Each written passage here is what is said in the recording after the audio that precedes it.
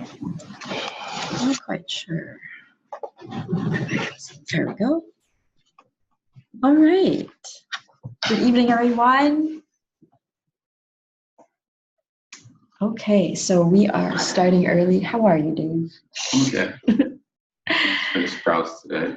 Are you recording? Yes, I'm recording. Yep. Okay, just want to make sure everyone. So welcome to this month's Zoom check-in call, everyone.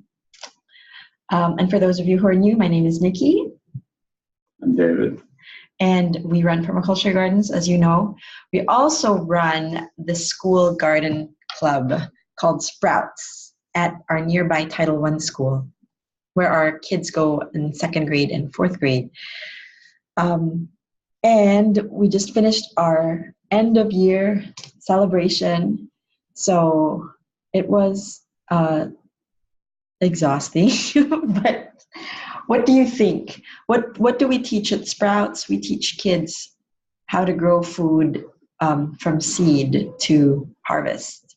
And of course, we can't harvest during the school year because usually those are the off seasons, but we do harvest garlic, and in the early fall, we get to harvest. That's when we got to harvest the most. And we talk about pollinators, about the life in the soil, about permaculture concepts like swale and water capture. But mostly we try to grow with them and have them try to observe the garden. So what did you like about Sprouts this year, Dave? This is a year that you've been more involved in it. Really? Yes. I think that for me, it's when we're actually doing the planting, because it's simple things with the kids that they really appreciate. Like today we were harvesting potatoes. Mm-hmm. And it's way too early generally to harvest potatoes. So how many did you get? Well, they were all tiny potatoes. Baby potatoes. Yeah, they were counting potatoes for each plant. Uh-huh. So most of the plants, it's like tiny little potatoes, and there's only like a few tiny little potatoes, even though the plant is huge. Yes. Because it's way too early. It's about a month too early in our zone to be harvesting potatoes. But since this is our last day, this was the last day they could do it. But then there was one plant that actually produced quite a few little potatoes. Really? They were a little bigger, like nice little. Which bed was that in? It was the Adirondack Red variety. Oh, and which? And they got so excited about that it's, it's like so worthwhile. Yeah, it was worthwhile. Just that one experience, like, oh my gosh, there's so many potatoes. Yes, and that's a lot to be said about that, especially since some of the kids in his group, or one kid is does not focus well, and I guess he must have focused well during that time. A little bit. Yeah. More. So what is it about potatoes? Speaking about potatoes, so in the could you plant potatoes potatoes are a tropical plant, right? Or no, potatoes are like one of the few Solanaceas that are not from the south, don't like hot weather. Ah. So they tend to bolt in hot weather. I'm not sure if it's related to if they're photoperiod. Well, I am pretty sure I ate potatoes in the Philippines and they were not imported. So I have a feeling that's a varietal thing, that there must be some varieties that are more acclimatized to the tropics. Maybe. Right? But if you grow them up in the mountains, maybe. And maybe up in the mountains. So what is it about hilling the potatoes that we need to remember? If we want more potatoes, what does hilling mean? Well, this is the first year that I'm seriously running experiments with hilling. But supposedly, like other Solanaceas, all members of the nightshade family, so tomatoes, potatoes, pepper, ground cherry, eggplant, they all can produce roots all along their stem. Mm-hmm. So if you bury their stem, then they tend to lay down extra roots. So that's a good thing. So we can hill even tomatoes. Yes. So that's what trench. If you're trench planting your tomatoes, that's definitely worth it, because. So it's trench planting. So your tomatoes, if you're growing them indoors initially to get an early start on tomatoes, they'll get a bit leggy for the pots. So when I say leggy, what I mean is the above the root development does not match the below the ground development, and you want it to be one and one. Yes, so, you want it to be symmetric, like a tree. So all you do when you're transplanting your tomato into the garden is you dig a trench, not very deep, maybe like 6 inches deep, and then you lay your tomato seedling on its side. And then you just kind of bend up the top and you bury the whole thing. So that won't hurt its growth? That'll actually it'll actually anchor the root because it'll have a really strong root because it's super long. I've always wondered about whether, oh no, I'm like destroying the plant by twisting it round and round, right? Sometimes. But tomatoes are a vining plant, so I don't think it's too terrible for them. So that's why he was giving the advice to kids earlier when they were, their giveaway was to transplant a tomato into a pot, into a jar, a mason jar, and we had little seedlings there for them to transplant. And when they did that, he kept on reminding them to cover them with soil up to the tippy top because they were quite leggy seedlings. So that's a bit of a review for Solanaceae. Yeah, that's the same reason why you hill potatoes, because then they will produce more roots along their stem. Would you suggest hilling eggplants then? Well, eggplants tend to be reasonably short anyway, so I don't really see the advantage you're going to get out of it. I think the ground cherries would have survived if I healed them because they did become very leggy. Yeah. Well, this is only the second year that we've grown ground cherries. Yes. So if some of you have been growing and your plants have died out of neglect or just bad luck, I don't think you should despair, but I think you should definitely be intentional about the act of growing and start again and begin again. And that's the nice thing about growing year round is that you can grow year round no matter where you live. And now it's possible with all sorts of devices, hoop houses, shade cloths in the summer to grow year round. But yeah, so what else do you want to say about the school? Yeah, so what about the school? Well, this is one of the reasons that has been taking us away a little bit from serving or not you guys, but like the general masses in our permaculture tribe, is because being present there live and teaching the kids and installing the school garden is of course a time-consuming task in running the program. But it is possible, I think, if the community comes together. So if, for instance, you find yourself also like you feel like you're the only one growing and your husband's not into it, like Dave is, I think that you can enlist your kids, even just a little bit, like with the herbs, even with just the beans, sticking those beans into the soil, and not to be afraid of having them grow something. And if they're toddlers, like 18-month-olds, like I give them a little digging portion because at that point they just really love to dig. So a little digging pot while you're gardening. Those are little tips I have about how to make that compatible with everyday home life. And the three plants that I found kids love, absolutely love, are cherry tomatoes, strawberries, and peas. Yes. Those three are like Grand Slam winners if you have kids because they're pretty easy to grow. And the kids will actually argue, they'll try to convince you to go out and pick whatever, the peas or the strawberries. You don't have to drag them out, take care of them. And they're largely worry-free. Yes. Now the strawberries, the first year, as in all plants that are perennial, the strawberries the first year will not produce as much, but the second year, the third year, you'll see your investment pay off. And I mean, now the kids go in the morning, all of them, and pick strawberries. And they do the same for lettuce. Right now, the peas have not yet flowered in our area.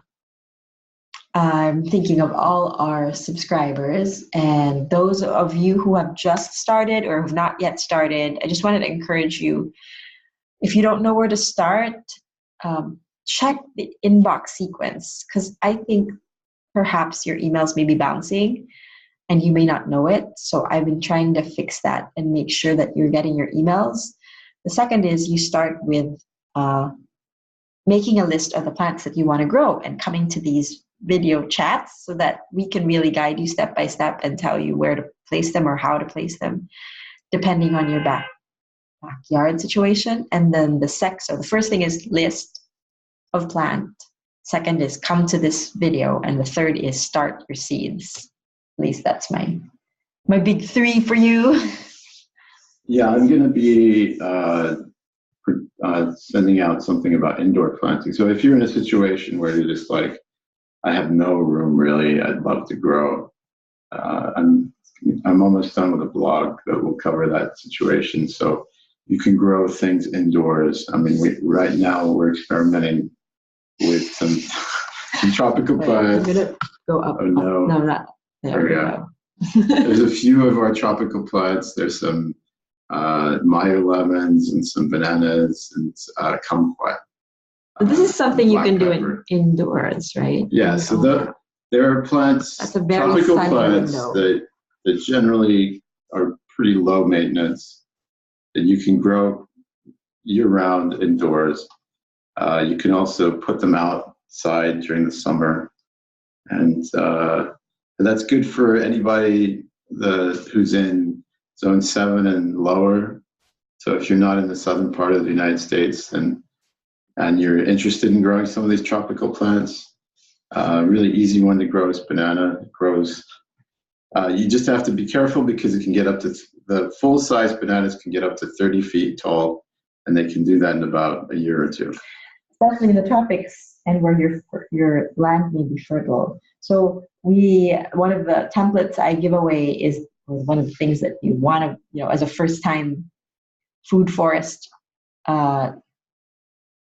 like adventurer, if you wanted to start to foray into food foresting, you usually would start with a fruit tree like an apple, and then you build a guild around it, a permaculture guild around it. But in bananas in the tropics, there is something called a banana circle, which is a guild around a banana circle and supporting species of plants that support the bananas and give you more growth. And all in all, in concert together, they create more than your expected yield. So you can look that up, banana circle. And if you're interested in that, let us know. Yeah, so the indoor blog will be coming out soon, but if you're in some of the more temperate parts of the country, you're probably like, oh, is it too late to plant for the summer? Yes. And there's a lot of anxiety about... Yeah, somebody asked, do you have seedlings for collards? Because I posted the collards that we just harvested. Okay.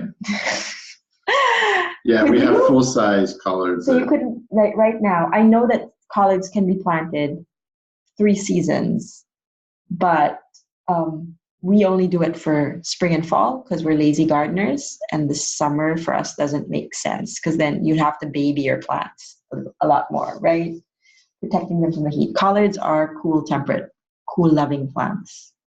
Yeah, so one of the things that I discovered last year that makes fall gardening really easy is that you can start some things very early, and just if you put them in the shade, like right next to your house, you find the shadiest place you can in your house or outside of your house, and you let these things just sit in a nice big pot the whole summer, and they'll be ready come September.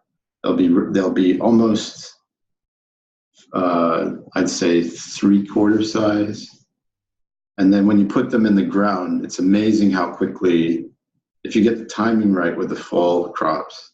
So I've done this like 3 or 4 years, and the first years when you do fall gardening, all the advice says, find out when the last frost date in your area is and count back the days to harvest and then add a few weeks. But I would do that, and then I would get these seedlings that they barely survive the heat of the summer. They're not doing great. And then I stick them in, obviously they're too late. And then as soon as the light output dropped in the fall, then they would die. And it was just like a complete waste of effort. But what I discovered last year is if you start pretty soon, like in June, and you can plant things like beets, any kind of root crop that's slow developing, like a winter radish. You could do carrots, you could do parsnips. So you can do all those root crops. And then things that are a little less sensitive to the heat. So you can even do things like kale, chard. They won't grow well during the summer, but as long as they're in the shade, they'll survive. Yeah. And they're slowly building their root system. Yeah.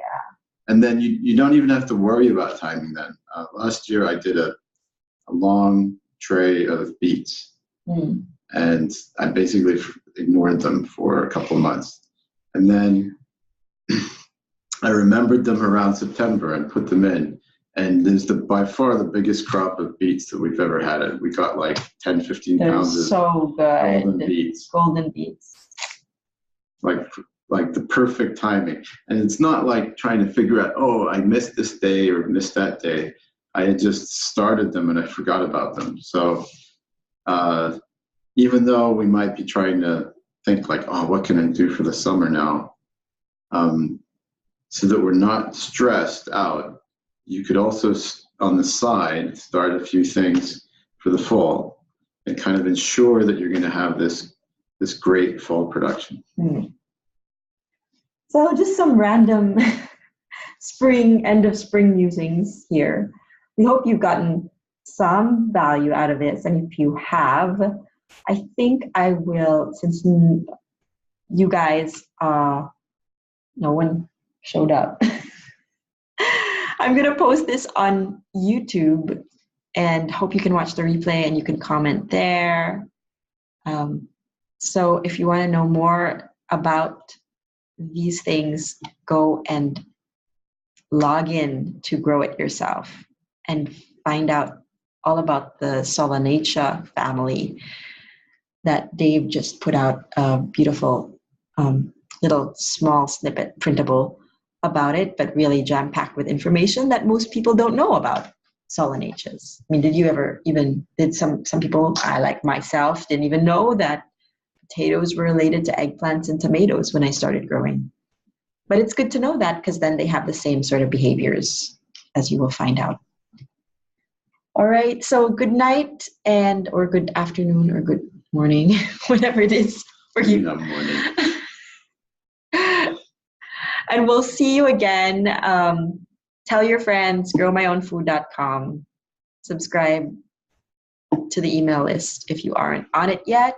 And we will see you inside Grow It Yourself, the program. Happy growing. Happy growing. Bye.